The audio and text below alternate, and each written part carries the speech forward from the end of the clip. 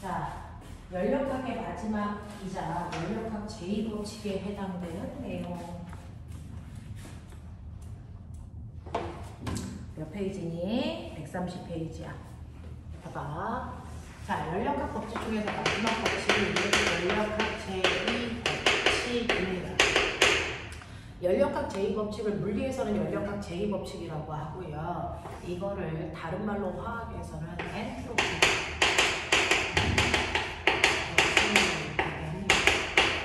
그래서 엔트로피가 뭐고 엔트로피 법칙이라고 하는 연력학 제2법칙이 뭐냐라고 하는 얘기거든.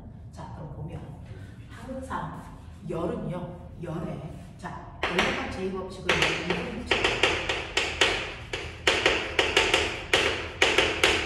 온도가 서로 다른 물질 두 개를 이렇게 접촉하면 항상 열은 무게입니다. 아까 말씀드린 대로 80도의 뜨거운 물이 있고 20도의 차가운 물이 있고 열은 항상 고온에서 저온으로 이동해야 한다고 했습니다. 그래서 이렇게 열은요, 이동하는데 이동하는 방향이 항상 고온의 물질에서 저온의 물질 쪽으로 열이 이동합니다. 열은 거꾸로 갈 수 있니 없니? 그게 불가능해요. 그래서 열은 항상 고온에서 저온으로 이동한다? 거꾸로 갈 수는 없다라는 겁니다. 그러면 열이 이렇게 한 방향으로만 이동하는 이유가 뭐야? 라고 하는 겁니다. 그래서 자, 예를 들면 우리가 화학에서 두 개의 수소기체와 하나의 산소기체를 결합하면 두 개의 물방울이 되면 화합이 일어나요. 하지만 이 과정에서도 물은 거꾸로 두 개의 수소와 하나의 산소로 분해되는 일이 동시에 발생합니다. 그래서 자, 우리 화학 시간에 배운 것처럼 항상 화학 반응식을 쓸 때는요, 왼쪽이 변하기 전 반응입니다. 오른쪽이 생성물질. 반응물질에서 생성물질 쪽으로 반응이 일어나는 걸 우리가 반응 이렇게 얘기해요.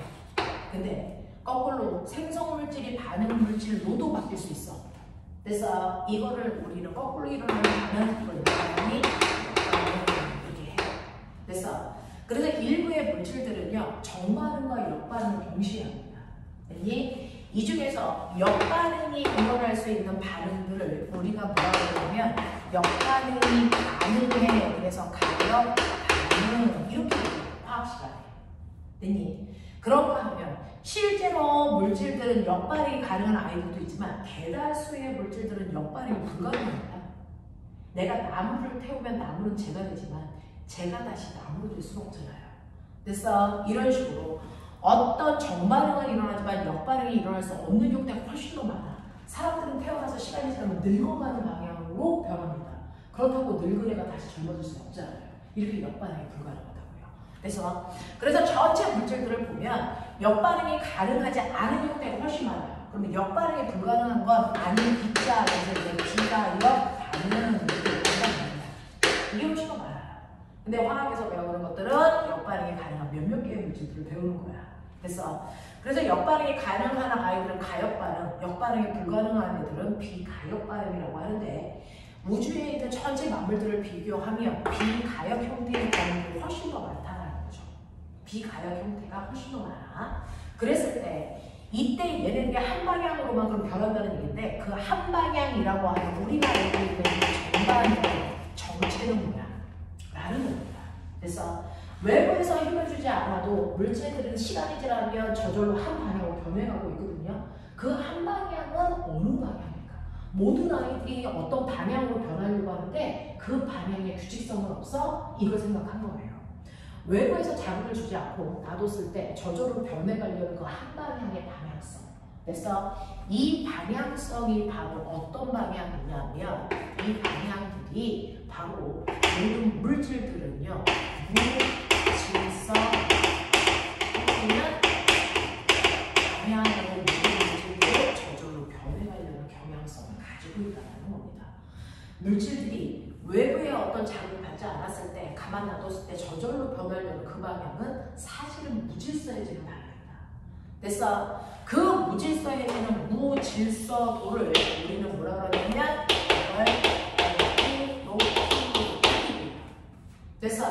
그래서 모든 물질들을 가만 놔뒀을 때 그 물질들이 변하려는 방향이 엔트로피가 뭐하는 방향? 증가하는 경향을 가지고 있다는 얘기입니다. 방향으로 모든 물질은 변하게 되는 경향성을 가지고 있어. 그러면 이렇게 변하면 어떻게 되는데? 라고 하면 모든 물질이 무질서해지면 서로 섞여서 구별되지 않으려는 성질을 가지고 있다는 얘기야. 그래서 12요. 사실은 이렇게 고온에서 저온으로 바뀌면 처음에는 80도, 20도 뚜렷하게 차이가 있었단 말이야. 근데 시간이 지나면 얘네들의 온도가 60도로 다 같아졌어. 이렇게 되면 뜨거웠던 물질도 차가웠던 물질도 구별되지 않게 되는 거잖아요. 그래서 실제로 시간이 지나면 80도의 뜨거운 물질은 온도가 낮아지고 차가운 물질은 온도가 높아져서 두 개의 온도가 같아집니다. 그래서 두 개가 섞여라고 표현하잖아. 구별되지 않는 상태가 되는 거야. 됐어? 그게 바로 무질서도가 증가하는 방향입니다. 구별되지 않는 영향. 만약에 여기 거꾸로 움직이면 어떻게 되냐면 뜨거운 물질들은 더 뜨거워지고 차가운 물질은 더 차가워지면 두 개의 열 차이가 획격하게 더 크게 가요. 그래서 구별이 뚜렷해진다고요. 이런 방향으로 가려고 하지 않는다는 거야. 무슨 말인지 알아? 그래서 모든 물질들은 이렇게 서로 섞여서 무질서해지려는 경향성을 띠고 있다. 그게 엔트로피가 증가하는 방향성이다. 되겠냐? 라고 얘기를 한다고요. 자, 그래서 열도 이렇게 서로 구별되지 않기 위해서 항상 뜨거운 쪽에서 차가운 쪽으로 이동해지는 거구나. 그걸 우리가 엔트로피가 증가한다고 표현한다. 됐어? 자, 그러면 열이 이동할 때 방향성을 갖는다는 얘기니까 이렇게 열을 이용해서 일을 하는 기관을 우리가 열기관이라고 표현합니다. 열을 이용해서 어떤 일을 하는 기관을 우리가 열기관이라고 하고 이런 얘기를 다른 말로 그래서 네, 이 엔진이 열의 이동을 이용해서 만든 겁니다. 그래서 내가 한쪽을 뜨겁게 가열을 하면 이쪽으로 열을 막 주입한다는 거예요. 뜨거운 부위를 우리가 고온부라고 합니다. 이 고온부에다가 열을 내가 가할 거야. 내가 100만큼. 됐어. 자, 100만큼의 열을 가했더니 여기에 온도가 몇 도가 되냐면 80도가 됐다고 했어. 됐어. 그러면 상대적으로 여기는 열을 가하지 않았으니까 차가워졌겠죠. 상대적으로 차가운 부위가 생겨요. 여기가 저온부. 그러면 항상 열은 뜨거운 데에서 차가운 쪽으로 가려고 그러기 때문에 가만 놔둬도 여기에 열을 공급만 해도 이 열은 이 방향으로 흐르려는 경향성을 가지고 있어요. 그래서 이렇게 열이 흐를 때 그 중에서 일부의 열을 잡아다가 바퀴를 돌리는 뭐하니? 이래 라고 하는 겁니다. 이게 열기관 엔진이야. 엔진의 구조가 이래. 그래서 열의 흐름을 이용해서 흐르는 열 에너지를 이용해서 바퀴를 돌리는 일하는 겁니다. 그 중에서 일한 양이 얼마야? 60이라고 하자. 그러면 똥으로 빠져나가는 열이 생기네. 얼마만큼 빠져나가니? 네, 열이 40만큼 빠져나가. 이런 구조가 되어 있어. 이게 열기관이라고.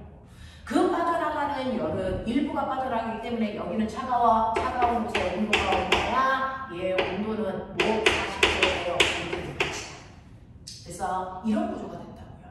자, 그렇다면 이러한 열기관은요. 내가 준 열 중에 일부만 일했네요. 그러면 일하는데 얼마 썼느냐에 따라서 이 엔진이라는 열기관의 열효율이 결정되겠죠.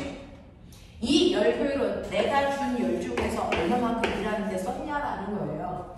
내가 이 열을 100만큼 줬는데 그 중에서 일하는데 60만큼 썼기 때문에 얘의 열효율은 몇 정도예요? 이렇게 간다고요.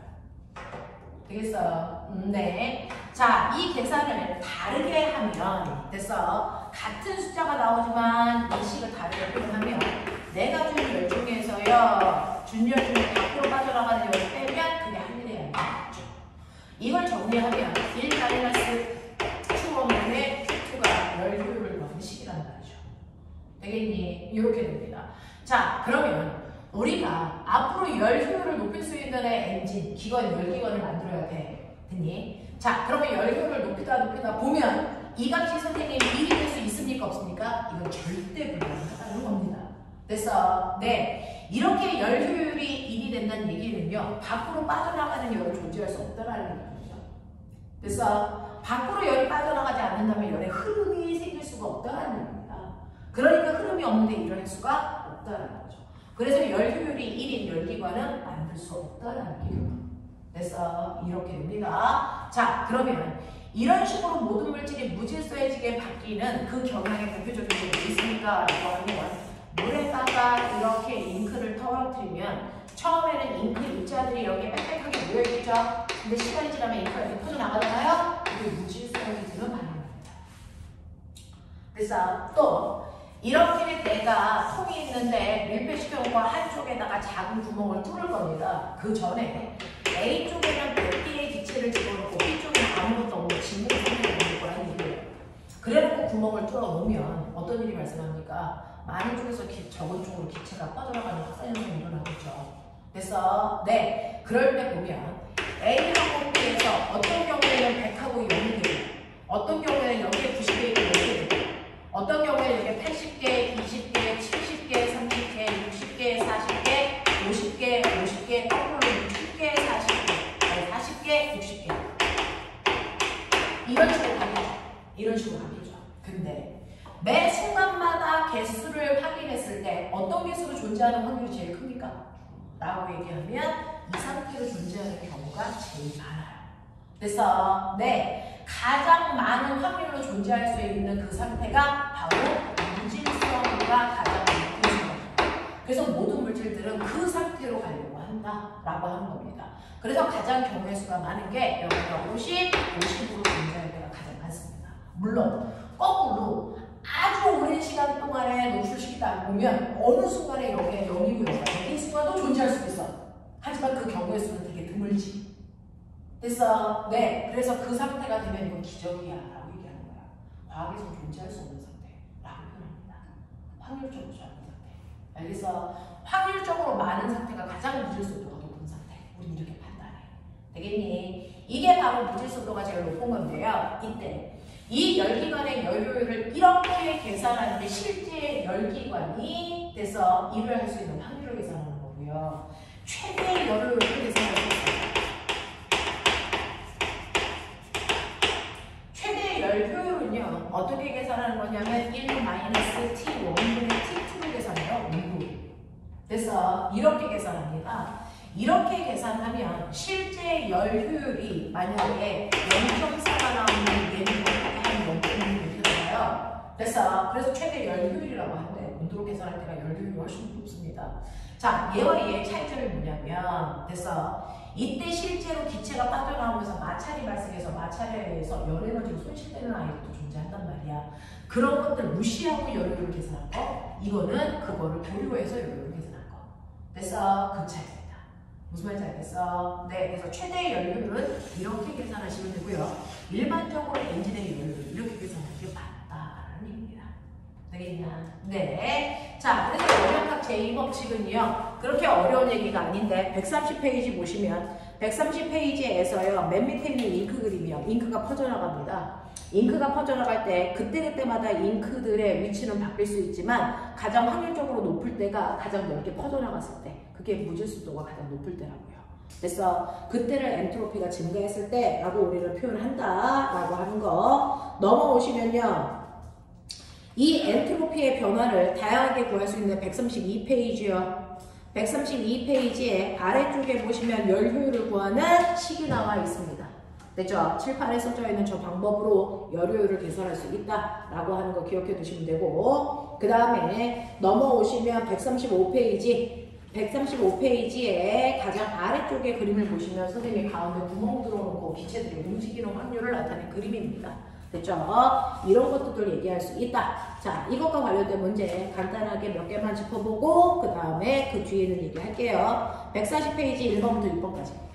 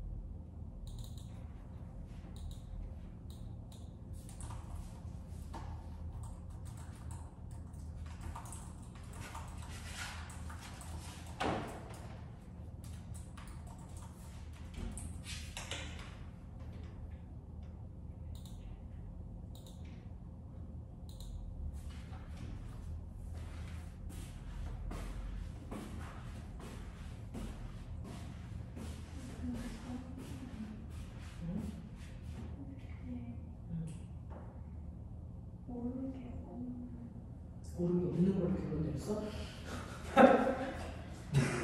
아니 진짜 없어. 승아 너 뒤지고 싶냐? 네. 언니가 오르기 없다고 결론 내렸으면 인생 그렇게 되는 거야. 네. 안 가르쳐 줄 거야? 응. 3번.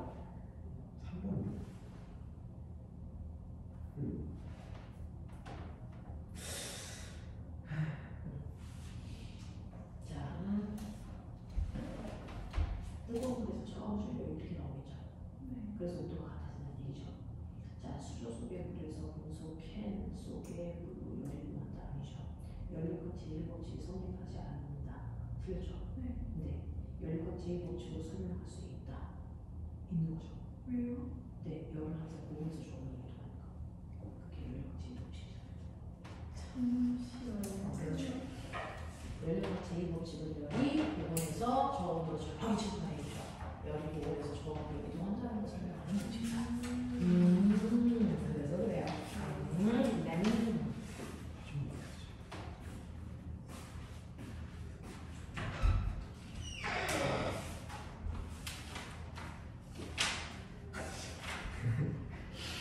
옳은 게 없다. 좀 아니요 근데 지금 깨달았어.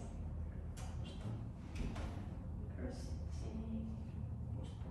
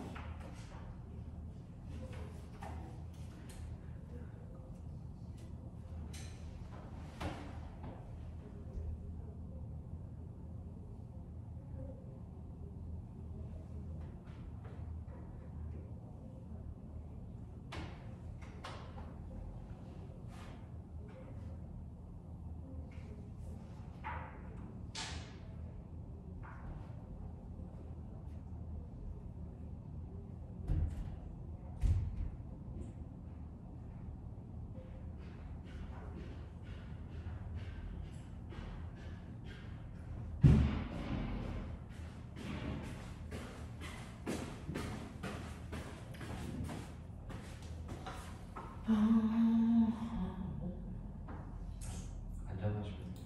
어? 앉아서 하시면 돼요. 뭐한다고? 앉아서 하시면 돼요.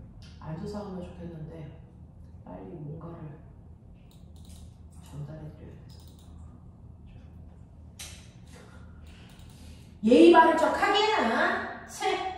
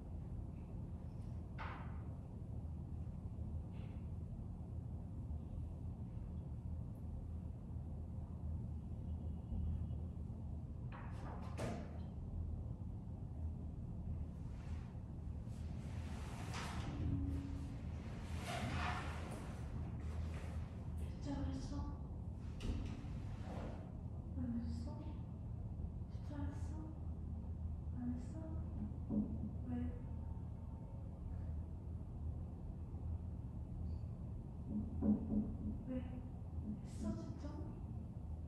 왜 안 했어? 어디까지 했어? 아니 그럼 타임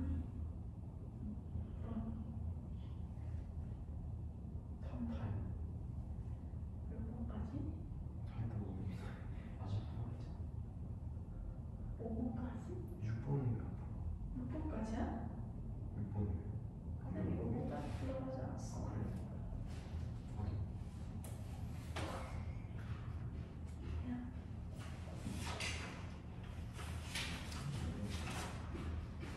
다섯 문제 해결했냐? 설정을 했냐? 답안지 없냐? 금호흡을 다 기운다냐 딸애나? 좋은 저희는 운동의 개념인데 우리 수건이랑 답안지도 보고 나는데 몸이 연약해요? 근데 지금 이게 이렇게 되지 않는 뭐라고 쓰긴 쓴 거니? 내가 그걸 읽을 수는 있니? 케빈 플랑크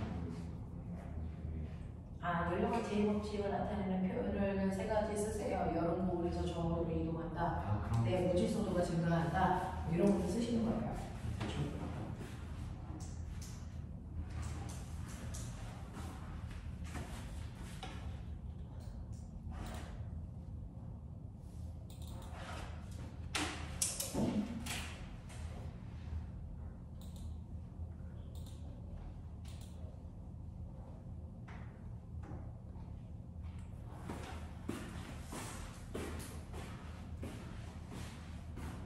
자, 질문. 내가 잘 고칠 수 있어. 네네네.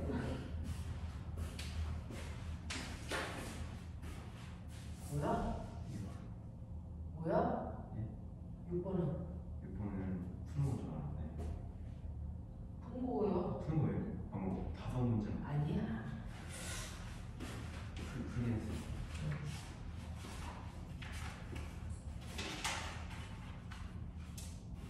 응?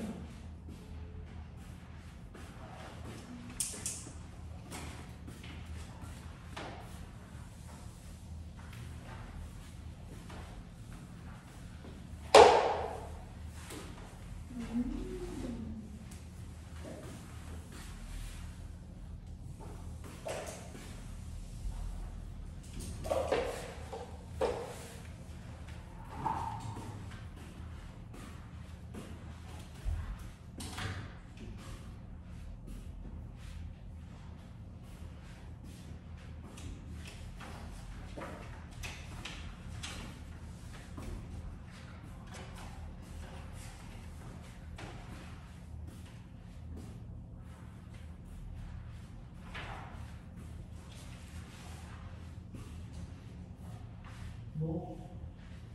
질문이라는 건데 괜찮아. 네, 제가 할 수 있어요. 오. 승환이가 웃고 있대요. 네? 아무것도 없는데? 거짓말 마. 오늘 생긴 게 웃는 상이야? 아 맞습니다. 네. 웃는 상이래.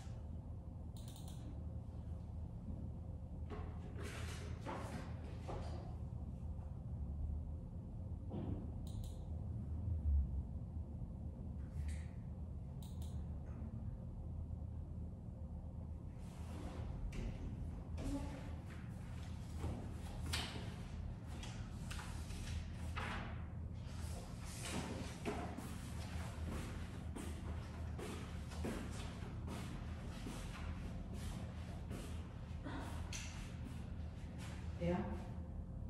될 수도 있어요. 그 6번도 하세요. 제가 6번 하는데 안 합니다.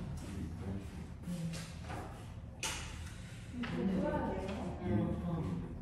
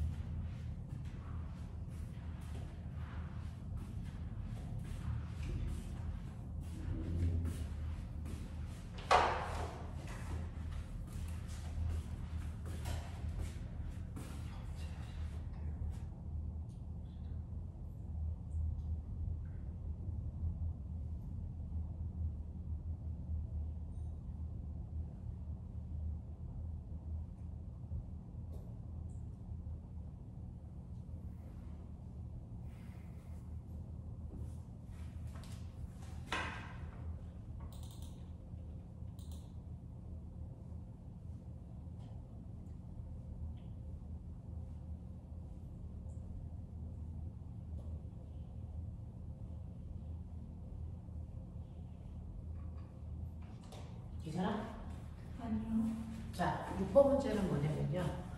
6번 문제는 외부에서 열이 들어와요. 몇 페이지지? 140.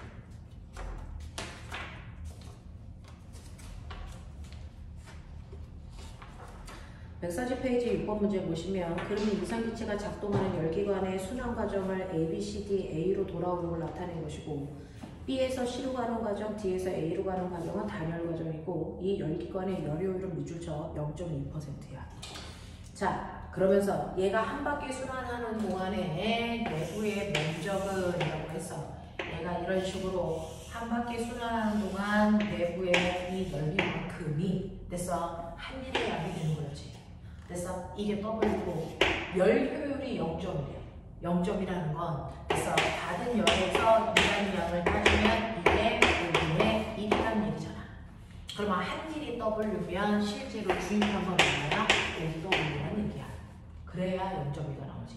그럼 밖으로 빠져나가는 게 얼마니? 4W라는 얘기야. 이 얘기하고 있는 거야.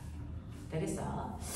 자, 그러면 이때 외부에서 흡수한 열량은 5W로 가시면 되고 이때 열을 흡수하는 과정을 보세요 라고 했는데 열을 흡수하는 과정을 보시면 A에서 B로 가는 과정에서 Q는 델타 이렇게 해서 W인데 얘는 부피가 일정하니까 한 일은 없는데 온도가 높아져.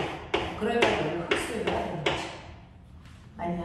그래서 A에서 B로 가는 과정에서가 열을 흡수하는 거고요. 그 다음에 D에서 A로 가는 과정은 단열이라고 했으니까 출입을 볼 필요가 없는 거고요. 맞죠? 그 다음에 어디에서 어디로 가는 과정이 있냐? C에서 D로 가는 과정에서는 부피의 변화가 없이 한 일이 0이고요. 온도가 감소하기 때문에 열을 방출하는 구간이에요. 되겠어요? 이렇게 볼 수 있어요. 그래서 열을 흡수하는 구간은 A에서 B로 가는 과정이다 라고 하는 거고 세 번째 엔트로피가 증가하는 과정이 열을 흡수하는 과정이 그래서 입자들이 훨씬 더 불규칙하게 움직이니까 엔트로피가 증가하는 구간이에요. 그래서 A에서 B로 가는 과정이 그래서 엔트로피가 증가하는 과정이다. 이렇게 보면 돼. 이해되냐? 하겠냐? 네. 자, 나머지 뒤에 있는 문제는 숙제를 해보시면 되고요. 우리요 지금 상대성으로는 설명할 수 있는 시간은 안 남아있고 맨 뒤에 보면 에너지, 질량, 동등성에 대한 얘기는 설명할 수 있을 것 같아요. 180페이지 먼저 하죠. 다음 주에는 이것도 가지고 오셔야 됩니다. 자, 지금 180페이지 보시면 질량, 에너지, 동등성이라는 거예요.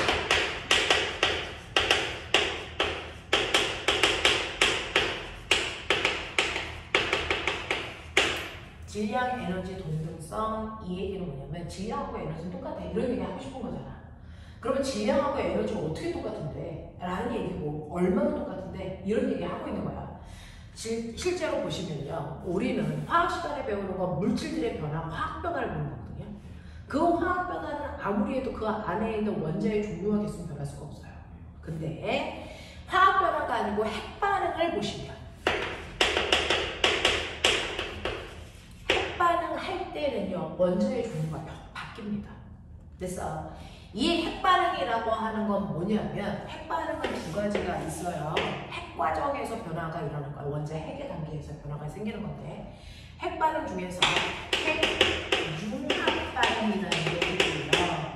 핵분열 반응이라는 게 있어요. 예를 들면 태양 같은 경우에 우리가 배운 적이 있는지 모르겠지만 태양 같은 경우에는 4개의 수소 원자 핵이 결합을 합니다. 그래서 4개의 수소가 결합을 하면 얘가 그래서 뭐가 됩니까? 얘가 4개의 수소가 결합하면 하나의 헬륨 원자 핵이 됩니다. 그래서 다시 말해서 수소 원자 핵이라고 하는 양성자가 4개 있는 아이가 있단 말이에요. 그래서 얘가 결합을 하면 얘가 양성자 2개, 중성자 2개인 헬륨 원자 핵으로 바뀌어요. 그래서 여러 개의 원자가 결합을 해서 하나의 원자를 만들기 때문에 융합이야. 그래서 원자 핵 단위로 반응하기 때문에 핵융합 반응이라고 해. 이게 어디에서 일어나? 태양의 내부 중심에서 일어나. 이거를 우리는 뭐라고 하냐면 이거를 수소, 원자, 수소, 핵융합 반응 이렇게 하는 거야. 그래서 원자들이 결합해서 새로운 원자를 만드는 걸 융합 반응이라고 해요. 자, 근데 이렇게 핵융합 반응을 할 때요. 수소 원자 4개가 반응하기 전에 질량을 재면 대략 한 4.01g쯤 된다고 치자. 이만큼의 수소를 결합해서 헬륨을 만들 때요. 질량이 보존돼야 되니까 헬륨의 질량이 4.01g이면 될 것 같죠? 근데 실제로 얘가 4.00g밖에 안 돼요. 옛날에 과학자들이 이 실험을 했을 때요. 질량값이 감소한단 말이야. 근데 이 질량이 감소하는 정도가 되게 미비하니까 그건 실험실의 오차야 라고 얘기했단 말이야. 실험하는 과정에서 생기는 오차값이야 라고 얘기해서. 근데 이 실험을 아인슈타인이 계속 반복을 했는데 계속 똑같은 양만큼의 오차가 발생해. 그래서 똑같은 양만큼의 질량이 감소하는 걸 볼 수 있었단 말이야. 자, 그러면 이렇게 같은 양이 감소하는 건 실험실의 오차라고 할 수 없다는 거지. 이유가 있다는 거야. 됐어? 자, 그래서 이렇게 핵반응할 때는 질량이 변하네. 오차가 생기네. 자, 그러면 이렇게 질량이 0.01g만큼 감소하게 되는데 이 감소한 질량이 실험실의 오차가 아니라면 이거는 감소하는 만큼이 뭔가 다른 행동이 바뀌는 거 아닐까? 라고 생각을 한 거죠. 됐어? 라고 하는 질량의 결손이 발생하는데 그러면 이만큼이 뭐가 될까? 그걸 과정을 계산하는 거지. 그랬더니 이만큼이 곧 태양에서 매 순간 방출하는 뭐가 된다? 에너지가 된다는 거야. 됐어? 그래서 이 질량이 감소한 만큼 에너지가 생기는데 그 생기는 에너지의 양은 질량과 어떤 관계가 있니? 이는 mc 제곱만큼의 관계가 있는 거죠. 여기서 나오는 거야. 그래서 핵반응을 할 때 질량이 변한 만큼의 광속을 제곱해서 곱한 만큼이 매 순간 방출하는 에너지가 된다. 됐어? 그래서 에너지가 질량으로 바뀔 수 있고 질량이 에너지로 바뀌는 과정도 가능하다는 거죠.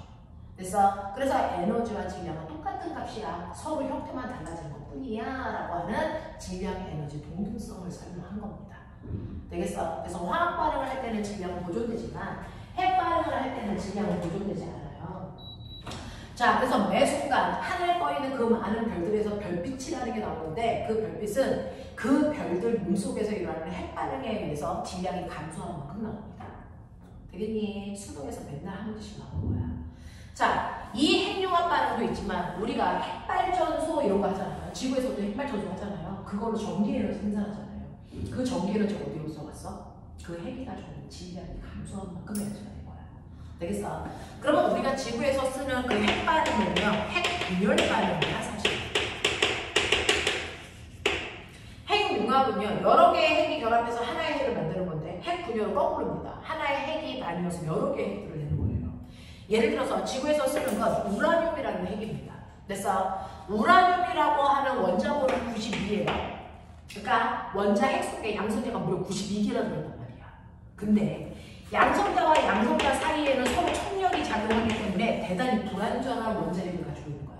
그러니 누군가가 자극만 주면 얘네들 떨어져 나가고 싶어 하는 거야. 그래서 그 자극을 뭘로 주냐면 중성자 하나로 줍니다. 자, 그러면서 보세요. 원자 속에는 양성자가 있고 중성자가 있고 전자가 있어. 그래서 원자를 만들어 이렇게 있어요. 자, 그래서 우리 원자의 원소 비율 H1, 뭐 2 이런 식으로 쓰잖아요. 그래서 자, 그것처럼 이 원자 속에 있는 각각의 입자들도 원소 기호처럼 나타납니다. 그 중에서 양성자는 우리가 G라고 표현합니다. 네, 양성자 하나는 가지고 있는 전하량이 플러스 1이야. 플러스는 능량하니까 이렇게 쓴 거죠. 그리고 양성자 하나의 질량값은 1이야. 이렇게 표현합니다. 자, 그런가 하면 중성자는 노멀의 약자 N으로 써요. 근데 중성자는 전하량을 가지고 있지 않잖아요. 0. 대신에 질량수는 1이죠. 그래서 그런가 하면 전자는요 라고 하면 전자는 일렉트로닉의 약자가 있습니다. 근데 전자가 가지고 있는 전하량은 마이너스 1이죠. 그래서 양성자와 세기는 똑같은데 반대의 극을 가지고 있잖아요. 그리고 얘는 질량수는 0으로 놓습니다. 왜? 질량이 너무 미비해서 질량을 인정하지 않는다라고 얘기했으니까. 그래서 각각의 얘네들도 이렇게 마치 원소 비율처럼 표현할 수 있다. 그랬을 때 중성자 우리 이렇게 표현한다. 되겠냐? 그래서 중성자 하나로 우라늄을 빵 하고 쏘면 그래서 중성자가 가서 우라늄을 부딪히는 그 순간 우라늄을 빵 하고 쪼개집니다. 쪼개지는데 이때 이 우라늄이 바륨이라고 하는 물질과 크립톤이라는 물질로 보편적으로 쪼개져요. 쪼갤 때마다 약간씩 다른 원자들이 만들어지는 경우도 있지만 가장 많은 경우로 얘네들이 만들어지면서 그래서 세 개의 중성자가 같이 나옵니다. 그래서 이런 식으로 하나의 핵이 여러 개의 핵으로 나뉘어지기 때문에 얘를 핵분열 반응이라고 하거든요. 이걸 이용해서 이때 우라늄이 가지고 있는 질량값, 반응하기 전에 얘네들의 총 질량값과 반응 후에 얘네들의 총 질량값을 따져보면 반응 전에 물질의 질량이 훨씬 더 크거든요. 그래서 질량이 감소하는데 그 질량이 감소한 만큼 뭐가 생기니? 에너지가 생기는 거야. 그 에너지가 바로 핵발전을 하는 전기 에너지, 그 에너지라고요. 되겠어? 자, 근데 이러한 핵반응을 할 때요. 이거 어딘가에서 빨리 찾아주세요. 어딘가에서 이거 식이 있을 건데요. 어디 있냐면 180 어디야? 184에 있대요.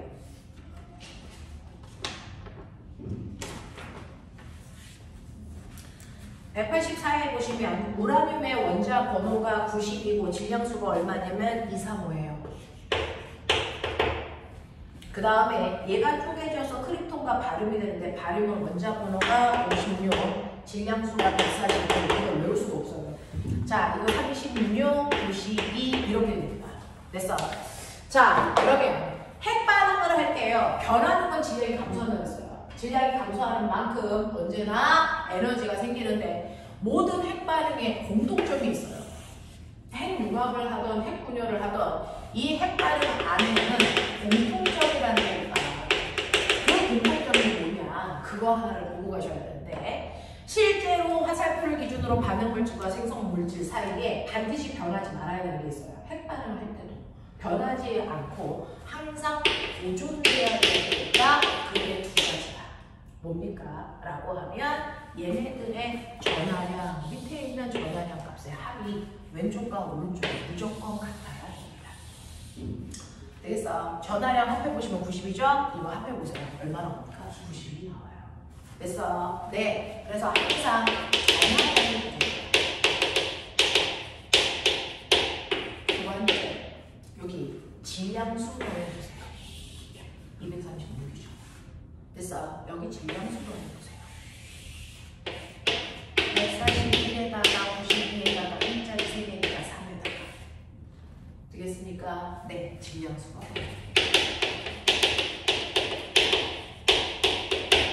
됐어? 근데 반드시 이때 변화는 질량수는 보존되지만 반드시 질량은 뭐다? 그래서 언제나 질량은 감소합니다. 질량수와 질량은 다른 거예요. 그래서 이 질량은 감소하게 되는데 감소한 질량만큼이 뭘 만들어낸다? 에너지를 만들어낸다는 뜻입니다. 그래서 핵 반응을 할 때는 그게 핵 융합이든 핵 분열이든 상관없이 언제나 에너지가 방출되는데요. 그 방출되는 에너지만큼이 결손된 질량값을 얘기한다. 그래서 자, 근데 우리는 지구에서 쓰는 핵발전소는 핵 분열을 통해서 질량 감소한 만큼 에너지를 뽑아내는 거거든요. 근데 별들은 핵 융합을 통해서 질량이 감소한 만큼 에너지를 뽑아내는 거예요. 그러면 똑같이 1g이라고 하는 물질을 핵 융합, 핵 분열을 했을 때 누가 더 많은 에너지를 방출할 수 있을까? 라고 하면 핵 융합을 통해서 에너지가 훨씬 더 많이 방출됩니다. 그래서 우리는 지금은 핵 분열을 통한 핵발전소를 만들었는데 앞으로는 핵 융합을 통한 핵발전소를 만들겠다는 얘기입니다. 그러면 똑같은 물질을 핵반응을 시키더라도 더 많은 에너지를 생산할 수 있을 뿐만 아니라 핵 분열을 통해서는요, 이때 방사능이라는 물질이 유출되죠. 일본에서 그래서. 됐어. 네, 방사능 유출됐었잖아요. 자, 근데 핵 융합을 통해서는 방사능이 유출되지 않습니다. 방사능 자체가 만들어지지 않아요. 되겠어? 그래서 우리도 앞으로는 핵 융합을 통해서 에너지를 만들고 싶습니다. 그 핵 융합을 하고 있는 태양과 같은 걸 지구에 만들고 싶다는 거죠. 그래서 우리는 인공태양을 만들 거야. 이렇게 얘기합니다. 근데 문제는 인공태양이라고 하는 걸 만들기 위해서 핵융합을 하는 그 물질을 만들기 위해서 조건이 있겠죠. 태양 같아야 돼. 무슨 뜻일까? 열나 뜨거워야 돼. 이 뜻이거든요. 그래서 핵융합을 하기 위해서 필요한 최소한의 온도가 얼마냐면 10만 켈빈입니다. 10만 도. 10만 도. 10만 도. 느낌 없죠? 그래서 네, 우리가 알고 있는 가장 뜨거운 게 뭘까? 마그마입니다. 인간들이 알고 있는 가장 뜨거운 물질, 지구에 있는 것 중에 마그마입니다. 그죠? 그 마그마의 온도가 1000도입니다. 1000도. 근데 이게 10만 도입니다. 마그마에 비해서 100배는 뜨겁다는 얘기죠. 그래서 이 마그마가 지나가면 바위도 녹습니다. 그 돌이 녹은 물이 마그마잖아요. 됐냐? 자, 이렇게 돌도 녹일 수 있는 그 상태의 온도는 겨우 1000도인데 얘는 10만 도여야 이게 가능하거든요. 그러면 10만 도라고 하는 그 뜨거운 열에 의해서만 수소가 헬륨으로 바뀌는 핵융합을 해요. 그러면 우리는 수소 핵융합을 하게끔 할 건데 그러면 수소 4개를 집어넣어서 10만 도 온도를 높여야 돼. 가능하니? 가능해. 전자레인지에 넣고 돌리면 돼. 그래서 실제로 계속 충돌시키면 온도가 올라간단 말이야. 이게 가능해. 온도 올리는 건 가능해. 근데 문제는 10만 도까지 수소를 담아서 온도를 높일 수 있는 그릇이 존재하지 않아. 왜? 우리가 조선시대 때 썼던 그 무거운 쇠솥 있죠? 가마솥. 그 가마솥도 한 400도 녹아버리거든요. 근데 10만 도 견딜 수가 없어요. 이걸 담고 있을 그릇이 존재하지 않습니다. 되겠어? 그러면 이렇게 뜨거운 온도에서 온도까지 수소를 담고 있어야 되는데 그릇이 없네? 그럼 어떻게 하겠다는 거야? 우리 반자성체라고 하는 걸 나중에 뒤에 가면 배울 거거든요. 뒤에 가면 배울 겁니다.